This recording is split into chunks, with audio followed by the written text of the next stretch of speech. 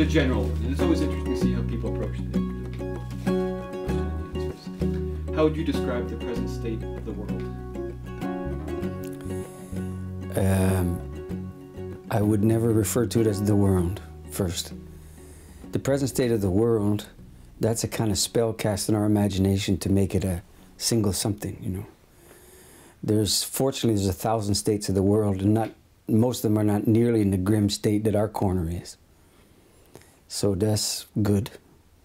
But our corner of the world, here in, we'll say, the dominant culture of North America, let's say that, narrow it down some. Well, it's so sad that I think his sadness is lost on itself. And even the most stoutly principled among us seem to have principled anxiety where they once had a conscience. And if, as the medieval people said for so many centuries, as without, so within, then we would expect to see that same malaise somehow articulated involuntarily in the sky and in the reluctance of the rain to come down the mountain as melt anymore, because they saw what we did to their grandparents, so why would they? That kind of thing, I think, is legible, you know. It's not anthropomorphism, it's not projection, it's a much older wisdom than psychology is, which says you would expect, given the fact that we're made, you know, chemically and so on, of the same things that basically make up the mantle of the earth, that however it is with us can be recognizable in how it is with the earth and vice versa. So the more consequence we have, you know, environmentally, the more we become the unbidden architect of our own diminishment. And that's the backdrop against which we pursue job security and Canada pension security and distractions and so on. And alas, it gives those of us who are slightly less assured by that something to talk about. And hence your question. So you say unbidden architects. Supposedly we're the conscious species on this planet. How are we in this state that we're unbidden architects? You mean how to get like this? Yeah. Like what state are we in that we're not even conscious of our actions? I don't know that it's recognizable to me to say we're not conscious of our actions.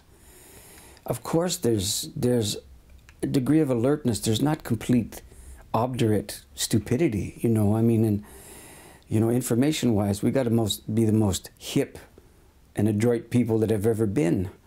You know, if you're just trafficking in bits. So I think what happens is that the consciousness we've managed, or the alertness that we've managed, is seconded to some job that doesn't announce itself.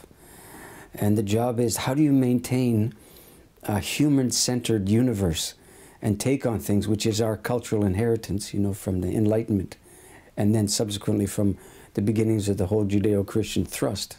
How do you maintain that when we're having cumulative evidence that it might not be what the doctor ordered originally? It may not be good for anybody, ourselves included. And somehow the awareness is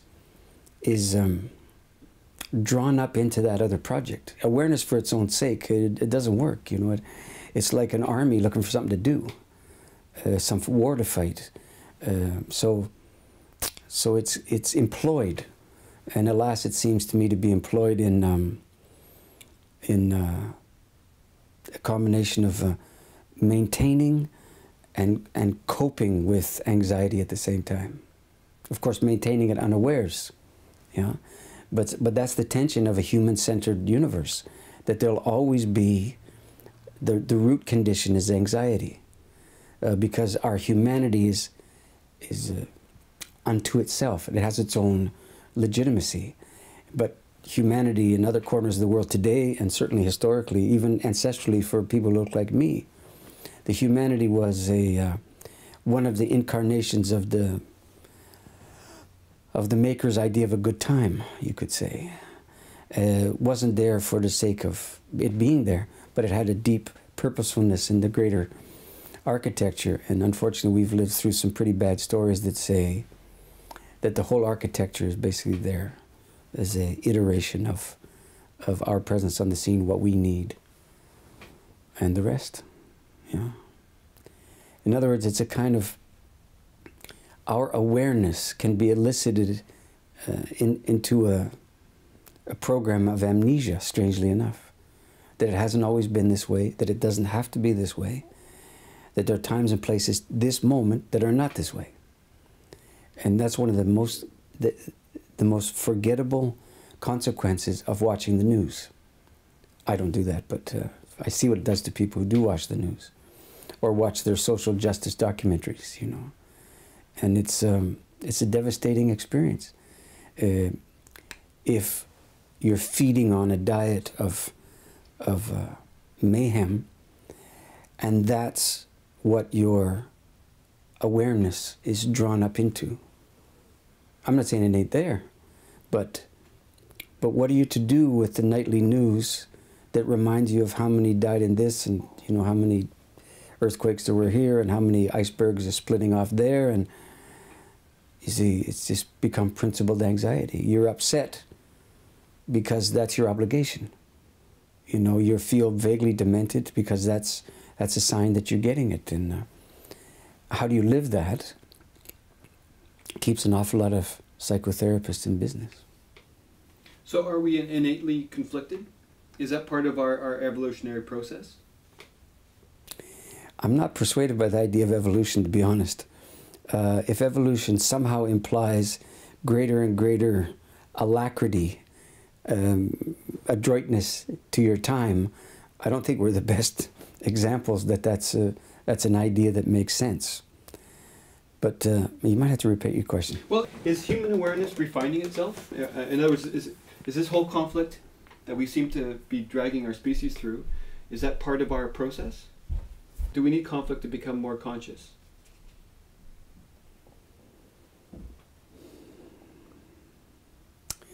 Well, none of these things are recipes, you know. Conflict seems to be part of the story, yeah. If it's part of the story, does that mean it has some necessity? I'd say probably that's the trail you could follow.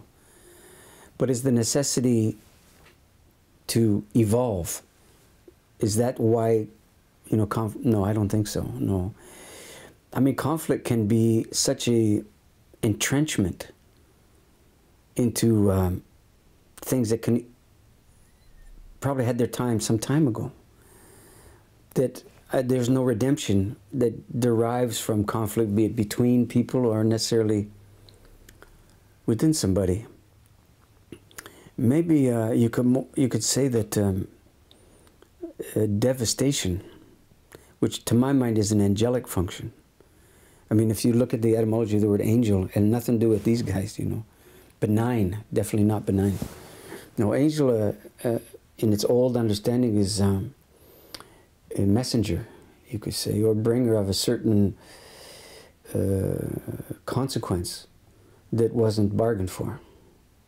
And so they're kind of agents of a certain providential mayhem.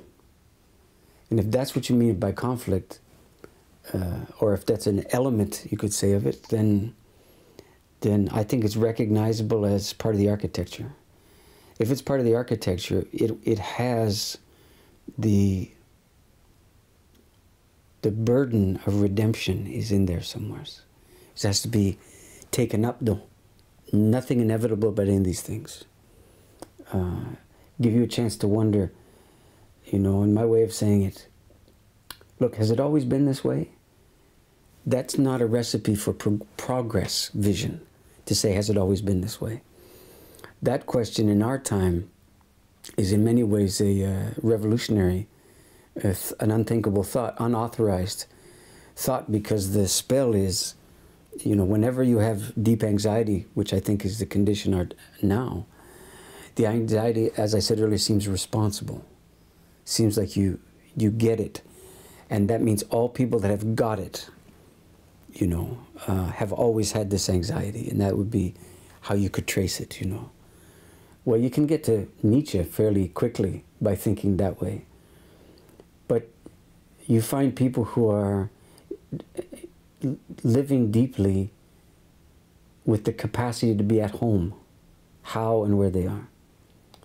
You don't find this anxiety as a precondition of being alert.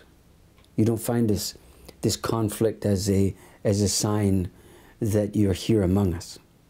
No, you don't find its absence either. It's just not the currency.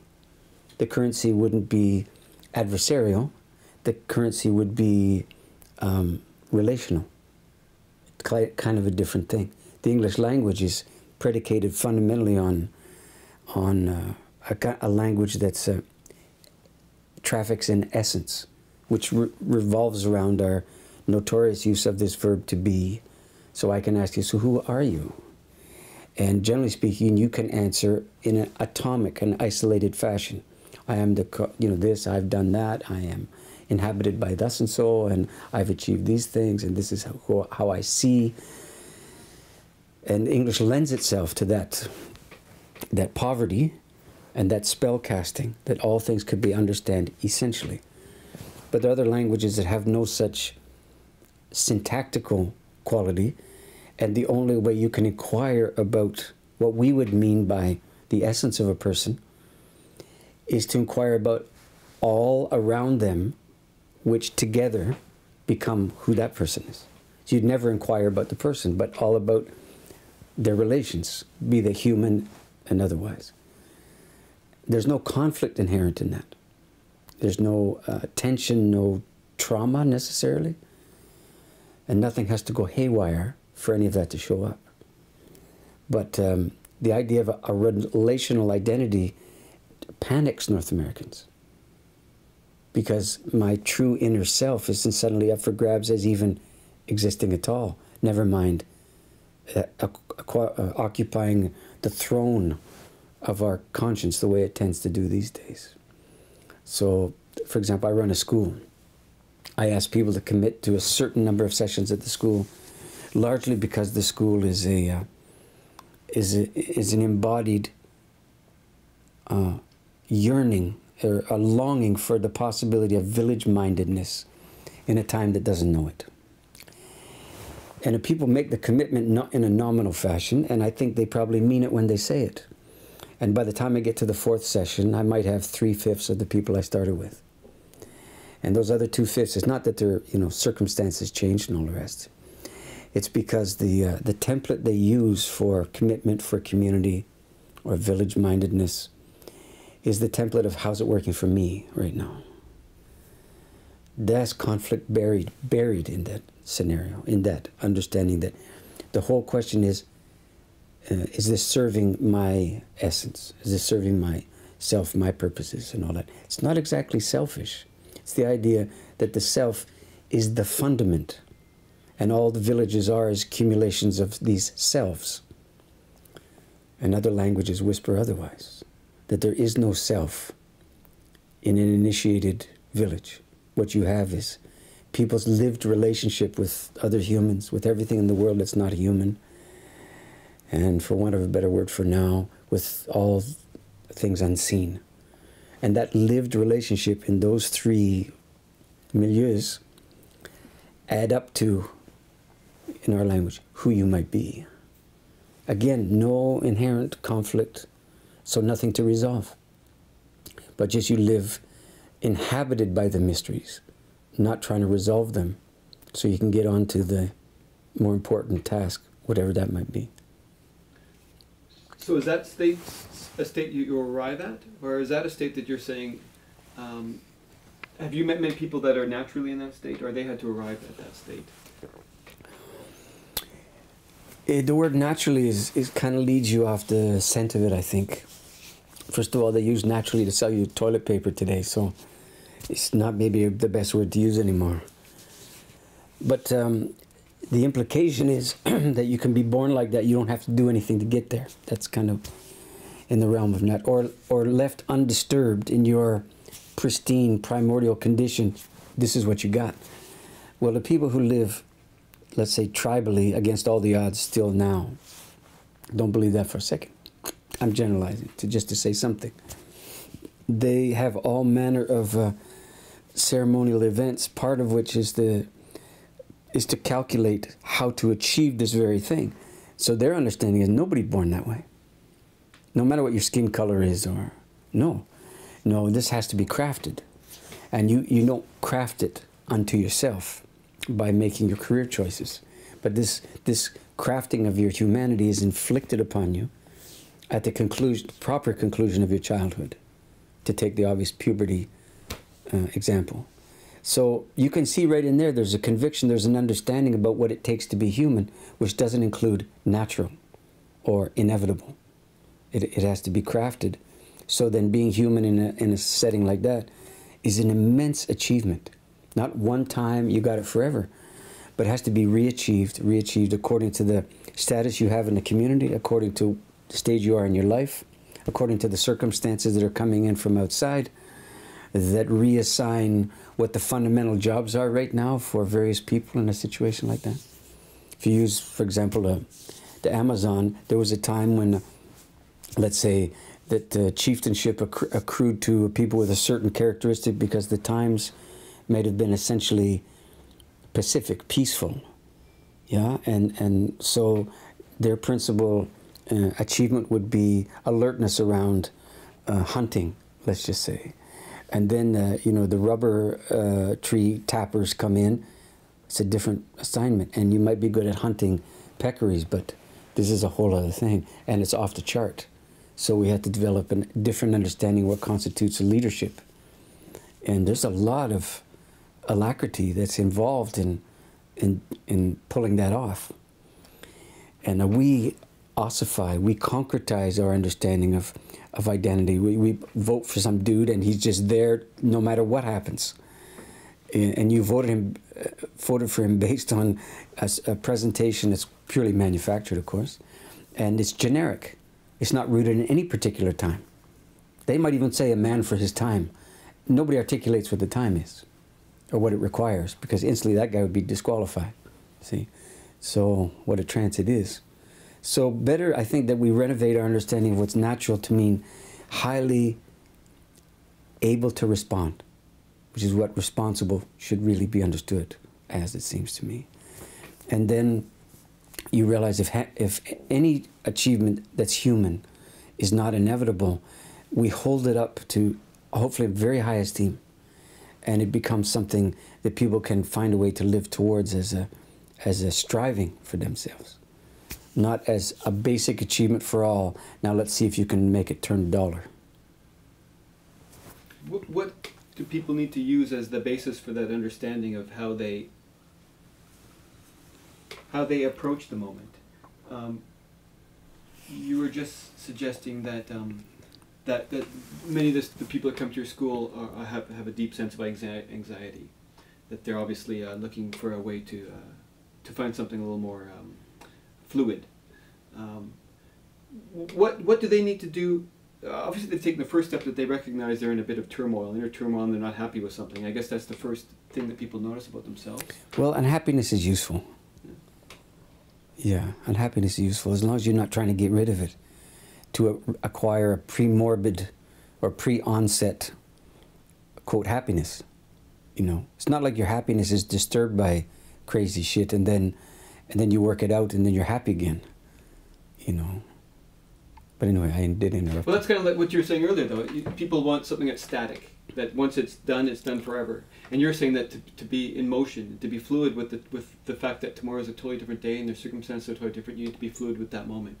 And that is what being alive, or that is what living is. Is that what you were suggesting earlier? Well, you know, I'm not writing recipes here in what we're talking about. Yeah. And I don't want to sign up for the idea that what we need to do or what is troubling them. I'm no expert on everybody, right. You know. But it is possible to observe things about the nature of your time that you're in. Otherwise, you should raise questions about whether you're there or not. And that's really what I'm doing. I don't want to, you know, make a guru statements, you know, about people are this and they should do that. So you just hear me resisting that in principle. You know, that's part of the spellbinding anxiety genre that we have that passes for being conscious. Well, can I ask you a personal question? In your moments of internal conflict, do you have internal conflict? Where you get, I don't know even know how to interpret that. Maybe. I wonder about a lot of things. You know, I wonder if I did the right thing. Yeah, I wonder about it. I'm not sure that, you know, I'm not sure that internal conflict says it well. I don't feel hamstrung or crucified between two got-tos that are implacable and that, you know, and that welcome to being alive kind of. I don't know. That's not my experience of being alive at all. My experience of being alive is that it's an outrageous gift that doesn't come with a lot in the way of articulate direction, you know, and it's entrusted. You know, I've nearly died a couple of times, so I'm not speaking hypothetically now. It's not a given that we're going to be around. This is one of the first casualties of waking up in the morning, is it strikes you as inevitable. If you've done it before, it's like going to the bathroom. You know, you've done it before, well, it's just going to roll on. And the first time there's any challenge to the automaticness of it, it's like the whole friggin' universe is come to mess with your scene, you know. Well, that's not what it is. What it is you forgot that it wasn't going to be forever. And how do you get reminded in a youth besotted, competence-addicted culture like this one is? How do you ever learn that your humanity is the place where all the limits entrusted to you get lived out? How do you even find that out? You know, when all limits are understood to be afflictions, you see. So the idea of human freedom, we articulate mainly as a freedom from all kinds of bad stuff, you know. But human freedom, to my mind, is not to be free of crazy stuff or the craziness of your time. Human freedom is that things happen again. Now, in our way of living, we may be able to wrangle other meanings for that than have accrued to that up until now. I think that's what human freedom is. Human freedom is the capacity and the responsibility to wrangle meaning, particularly in things that seem habituated, inevitable, unconquerably toxic, and so on. Yeah. But that's not taught. It's just our understanding of health is the absence of disease. There's no such thing as the absence of disease. We call our thing our healthcare system. That's not what it is. It's a disease management system. There is no advocacy for health because it sets disease as the adversary. But ask a deer close to my farm, who or what in this world keeps you most healthy? And if they're honest, and most deers are, you know what they're going to tell you? Wolf. Wolf is closer to me in terms of maintaining my health than my own offspring are. And you understand the dynamic, but through the hunting and so on, all of that thing. And we have no wolves. Or worse, we've internalized this idea of adversary, to the point where all our demons are human. And that's the scorpion's tail of the humanist inheritance we have from the Renaissance.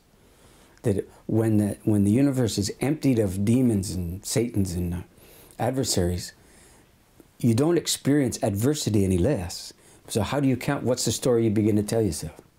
And you psychologize Satan. You turn into human nature. And human nature, when it's confronted with the things that we've done in this world and so on, or allowed to be done on our watch, I mean, what conclusion can you draw but that you know, the world itself is vulnerable to our inner Satan. And inner Satan, I'm telling you, that's just the inevitable other half of inner child fixation. But the world is not inner. Thank goodness. Even goodness is not inner. And human freedom is not inner. It's not how you feel. Right? What merit is there to feeling good in the midst of a drought? Now, you know, the rehabilitation specialists among us say, well, until you feel good, you won't do anything about it. And I say, no, when you feel good, you forget. There's deep purposefulness to being really, seized by the laments of your time. Absolutely. Not paralyzed by them, but, and I'm not talking about just mobilized, I'm saying your willingness for things to be other than what you've known is sensitized by your heart breaking about the way things are. We demonize heartbreak, unfortunately, as something that's treatable. And we anesthetize heartbreak as a rule. And so what is the antidote for an anesthetized broken heart? And the answer is not more brokenheartedness, because there'll be more anesthesia, and before you know it, you're selling Percocet on the street corner. So it's this now. No, the antidote is grief. That's the awakening. That's the midwife of real alertness. Real adroitness is grief. But it's not sadness. It's certainly not despair or depression. Grief is a sign that that there's a part of you that not completely swallowed by your own hunger for things to be okay. Grief is a way that that life or the world or the larger story has not left you out completely, and it's not completely internalized. And you wake up every day, you don't have some grief for how things are. Or you can go a little more personally and say, do you know people quite close to you who didn't make it to now? Hopefully everybody does. Although I've had a lot of people in their 50s look at me and say, I've never had anyone close to me die. And you know what they're confessing without meaning to? They've never had anyone close to them. It only sounds like safety. It only sounds like your life has gone pretty good. That's not what it means. So, I'm probably answering more than you asked, but... It's okay. I don't interrupt. Okay, I've noticed that. What drew you to that moment in people's lives where they're actually facing the end for the first time in a real substantial way? Where they can't not face it?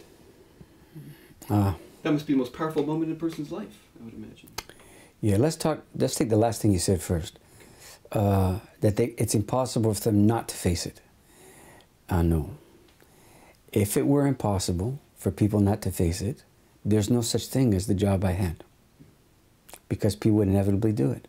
In other words, the idea is, and it's certainly not just your idea, the idea that death is so powerful, of such consequence, that it would be the principal organizing force of the end of your life. Do you know what I saw most dying people do with the end of their life? They devoted it singularly to the project of not dying. You say, well, that's being very responsive. Well, I mean, maybe hypothetically. But imagine devoting your first 2 years of your child-rearing life with the baby there to not parenting. What would you be called then? Irresponsible? How about criminally irresponsible? Just for starters, wouldn't we? But when it comes to dying, there's an opt-out clause. So, point is, there's nothing inevitable about moments like this claiming anyone and elevating some alertness or awareness or conjuring the best out of them at all. So then you realize, if you go back to the first thing you asked me, what is it about that kind of work that drew me, or how did that happen or anything? I went into the death trade thinking that my job, and no one ever said it like this, but that my job was to help people die. It's perfectly obvious and not very revolutionary. It took a little while for me to realize this is completely wrong. Not morally wrong. I mean, it's undoable wrong. It's an error. You can only help people die who are dying. By which I mean, dying is not something that's happening to you while you have other plans. You're absolutely capable of not dying while you're dying. And most people engage in it. In my experience, that's what I saw. So my job became not to help someone die, but to get them to die. Maybe the best way I could tell you what that looks like is a grammar lesson, of all things. So in English we have verbs, right? And verbs have a thing we call a voice. And in English there's only two. One's passive, one's active. All our verbs divide up into either something you do or something that is done. You're on the doing end, you're on the receiving end. Now you take the verb to die and ask yourself one of those dumb, simple questions that's really handy at a time like this. Try to use the verb to die in the passive voice, in a sentence, in proper English. And what you'll discover, try as you might, is you can't do it. Because the syntax of the English language does not allow you to understand dying as something that happens to you. You literally can't say it. I died, yeah, but you're telling me what you did, that's active. There is no passive rendering of die. And yet, most of the dying people that I was involved with on my watch engage it as it's nothing but what's happening to them, what's coming for them. Four horsemen of the apocalypse, the, what do you call it, Grim Reaper, they're all coming to get you. And we have the whole chemo, radiotherapy arsenal to respond to the fact that they're coming to get you. But that's cancer. And cancer certainly is doing what it's doing. Cancer is very active. But cancer is not a verb, right? So dying's a verb. Dying's what you do. It's not what comes to get you. So it's up for grabs if you're going to do it or not, because it's an option. That's why I say my job was to get people to die, to represent their dying to them as the last great project. Let's say they're a father, the last great project of your fathering. I don't mean you die as a father. I mean your manner of dying is how you father the kids now. And if you're a spouse, so on. And if you're a grandchild, so on. And the whole thing. And then beyond family relationships, how you... Jack Layton, it's a good example. Jack Layton died invisibly. Now, I'm not saying he should have died on the camera. I don't mean this literally, but he made an announcement, kind of, very victorious photograph with the, you've seen it from the back there with the cane or whatever it was. And then he's gone, and then you read a death notice. What I'm saying is, it would have been good for everyone, given the fact that he opted for a public life, that the arc of his dying, I don't mean news reports, I mean that he wasn't sick, and it should never have been understood as him being sick, that he could have served the country that I believe he really did serve in so many ways, in a way that he might not have suspected his service, which is to say, the manner of your dying is one of the ways by which your life has consequence for others. It either has the consequence of driving the whole mess underground, or maybe it has the consequence of conjuring the possibility of dying well. And dying well, to my mind, has nothing to do with pain, symptoms, and drugs, and all the rest.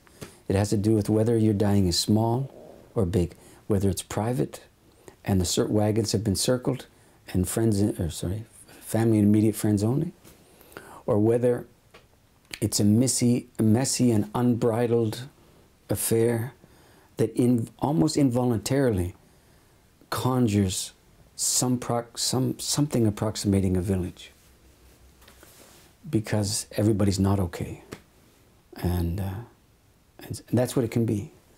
And I'm not holding him up to a standard that I'm not responsible for. I'm not saying that because everybody knew his name, but it would have been something if there had been some kind of village sensibility, not around his funeral, but the time before then. So that's what turned out to be what my job was. Is to ask people to die means to let go your stranglehold on you thinking that you're going to craft this. Your dying is something you have to give. It's not something you achieve for yourself, you see.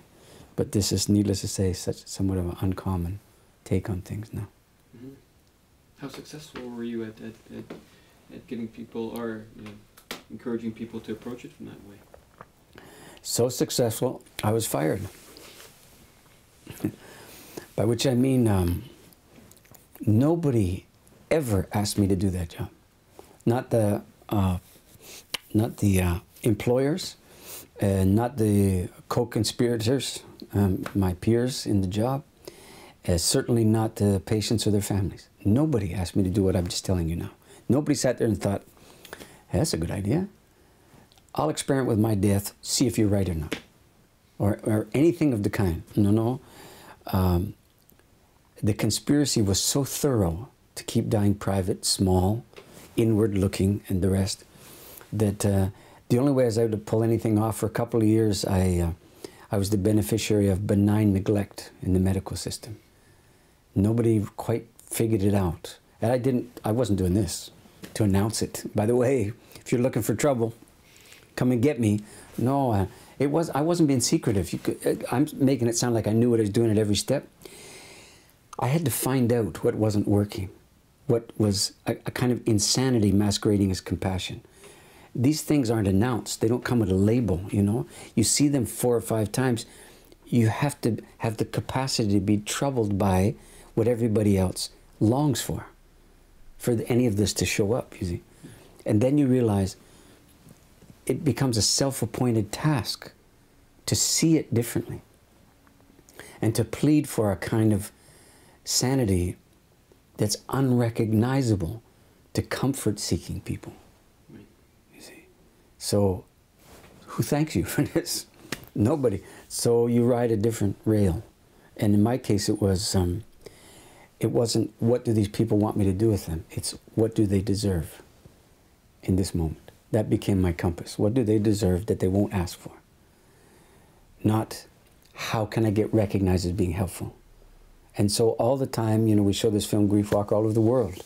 A lot of times I'm there. And in the question and answer period afterwards, invariably I'm asked about 2 things over and over again. One of them is suicide. There's no suicide in the film. But everybody's asking about it. And that tells you how prevalent it actually is. Way past what we suspect. Kind of like miscarriage. People think it's the exception. Once in a while, things don't go right. And by the same token, suicide. And the other question they ask all the time is, well, how can I support my deeply in denial father, etc., you know, he's dying now and all that. And, well, the fix is in when you ask the question that way. How can I support means, how can I be recognized as being supportive? How can I do something that will translate immediately into somebody going, ah, finally, the good guys are here?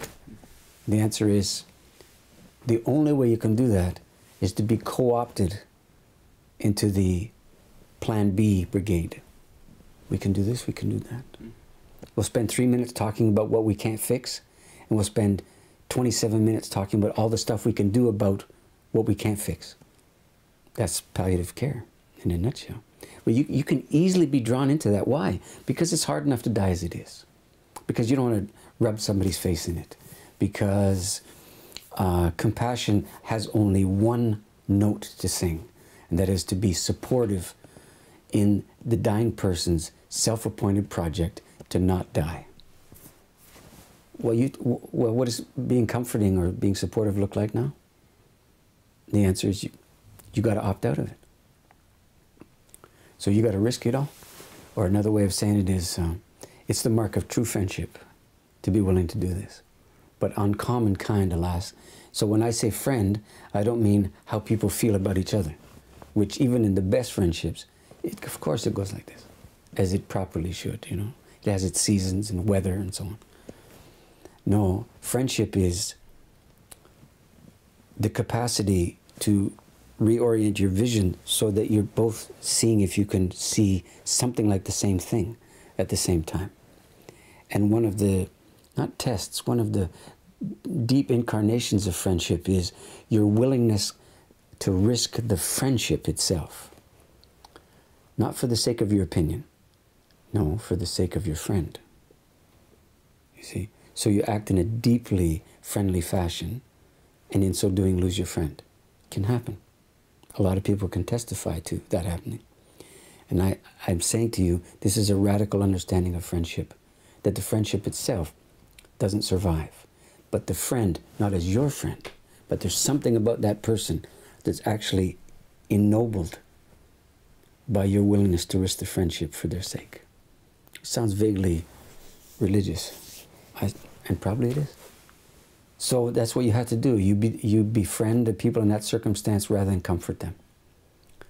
And then you ultimately realize what you're doing is practicing how to befriend death. Befriend death doesn't mean defeat death. It means feed it its proper food, as you would any visitor. You don't say, well, all we got is denial.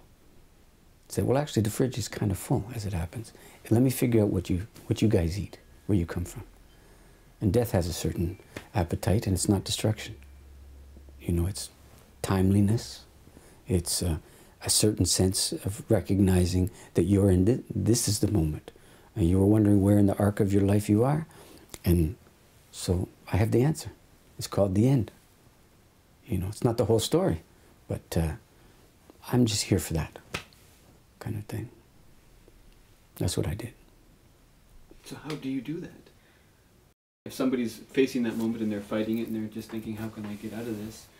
I guess it must be wrenching to some degree to get someone to admit that they have to accept it. But you didn't hear me use the language of acceptance or getting people to... I guess not. I guess not. Mm-mm. People don't die in the manner of their deciding. People don't have plans about the manner... I don't mean the cause, I mean the style, if you will, of their dying. I never met anybody who had who'd worked it out, you know, had spent some time with this.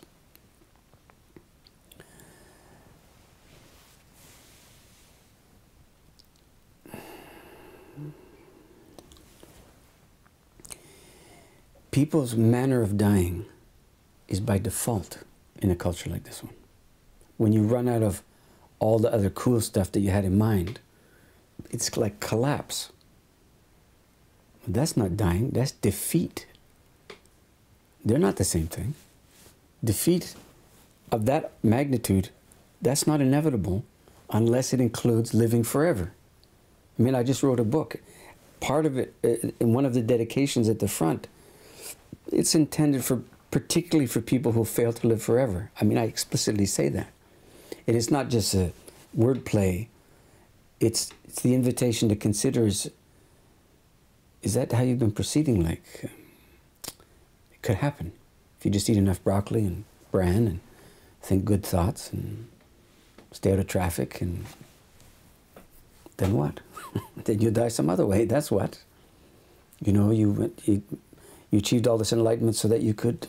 There's a great country and western song called You're Still Gonna Die. Shel Silverstein wrote it. It's absolutely hilarious, but also poignant, you know. You can practice safe sex, but you're still gonna die. You can brush with crest, but you're still gonna die. They can take you up to Mars, you could say bye-bye. When they bring you back to Earth, son, you're still gonna die. It's not fatalism. It's that's the bracket that gives your life its full oomph. So, people's manner of dying is not decided upon in a culture like this. It derives from the ambient lessons, if you want to call it that have been taught to you about dying since you were this big, when they kept you away from the funeral. You were too young to go near Grandpa's deathbed. And then it becomes subtler and subtler as you get older and so on. In other words, your understanding of dying and your manner of dying, generally speaking, is a kind of intensified version of the take that the culture has on it. And this culture is probably irredeemably death phobic. I mean, that's the basic marching orders. You can't get underneath that. That's part of the fabric. And so you would expect the death phobia to mobilize when people have, make their plans, be it treatment plans or retirement plans and so on. That's what I saw. Nobody decides to die badly. On my watch, almost everybody did. How to make sense of that? Nobody, all in favor of dying horrendously, please raise your hand. No takers. Nobody's voting for it. Nobody's defending everybody's right to die badly. It's the majority result of dying. That's what I saw. Over 90% of all the deaths I saw were, by any sane estimation of the term, bad. Most of them were sedated. Nobody's writhing in agony. Looks pretty good. They had that kind of beatific, slack-jawed countenance, you know. And certainly the family settled for that. But why so much sedation at the end? I was going to say sedition. Sedation at the end of life. Why? This is the most technologically sophisticated culture on earth. How to account for all the sedation at the end of the time of such great consciousness and so on? Answer is because you died horrified. Okay? And there's nothing in the manner of your dying that addressed the horror, that addressed that kind of wretched anxiety. And so that's why. Why do you think? It's not pain. It's this. So you see this for a little while. You're going to give yourself another job, or you're going to take a lot of weekends in the country to recover from doing that job. I did the first one. I actually wanted to do it.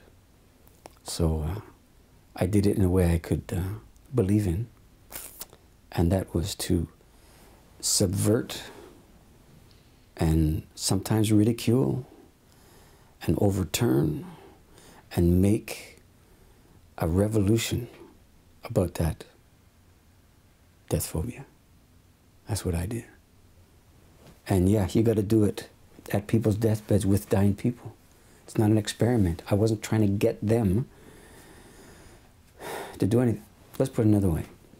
You cannot sell dying well to a dying person on the basis of it being, on the basis of enlightened self-interest. I never could.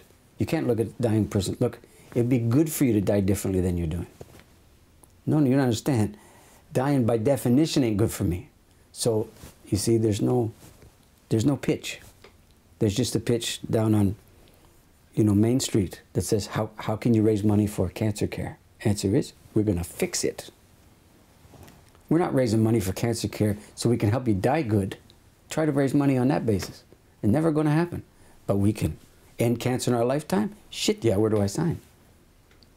That's what it looks like. That's death phobia. It just sounds brave. You see? Well, what the hell are you supposed to die of? And when?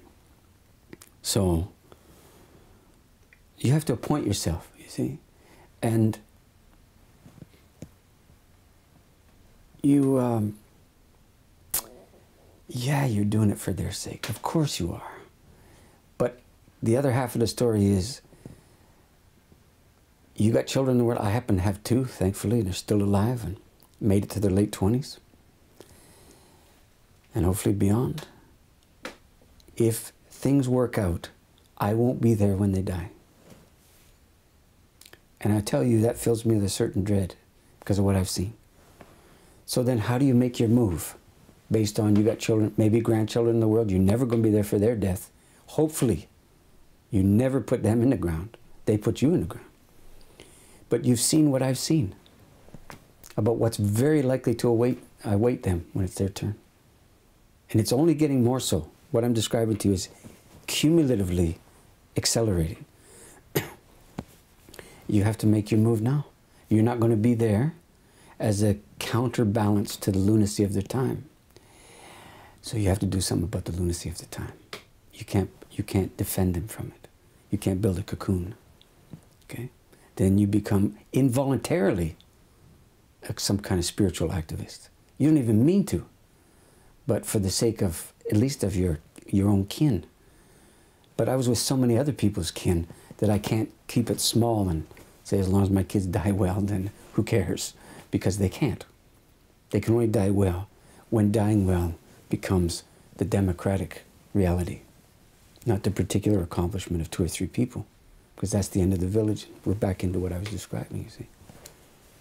And doesn't it also lead to living well? I mean, I guess that's what you're doing now, right? You're starting way early, right? Teaching people to live well. You mean way early in my days? Well, you're Thank you for granting me another 30 years. We'll see. Well, it seems like you cut your cloth with this understanding by dealing with people at the end of their road. And it seems like my impression is that with Orphan Wisdom, you're just trying to catch people at the beginning of their real quest to give them perspective that you can start now with a different understanding. Is that the case? Yeah, although I don't say you can, because I don't offer these things as another option, right. Another interesting possibility amongst many. You know, you're catching me in all sorts of little things. That's awesome. I love it. I Sorry, appreciate boss. it. No, I appreciate it. My stock and trade is words. I like it. So I listen carefully. I consider myself a good word person too, but when you catch me with things it hones me as well. I appreciate it. Happy to help. My rates are going up by the minute. You know that. Well, no, I'm not. The truth, I might as well out myself and save you for the trouble. I'm not offering something, okay? I'm demanding it. I'm not pretending otherwise. I'm not a very benign person. I'm not saying, wouldn't it be great if, you know? I'm wringing my hands quietly in the corner, hoping somebody will think this is worth considering. But, you know, I made it to 60. I turned 60 this summer coming. And there's no excuse for a 60-year-old to hope somebody will consider something like this. No.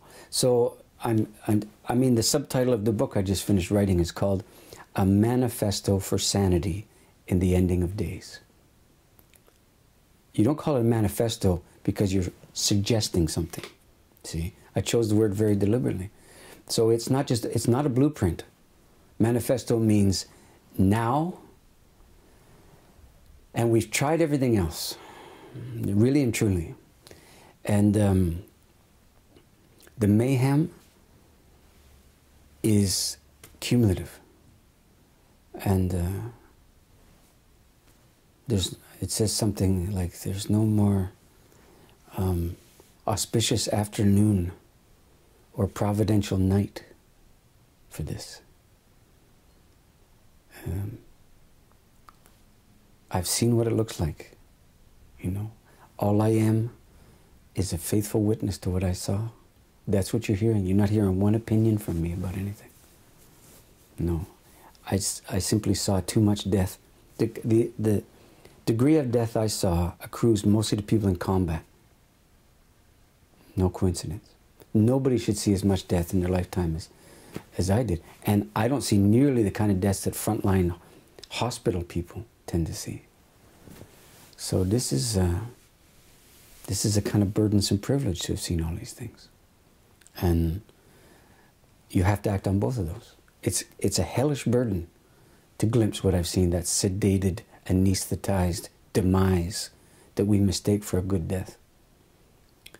But it's an enormous privilege to have been in on people's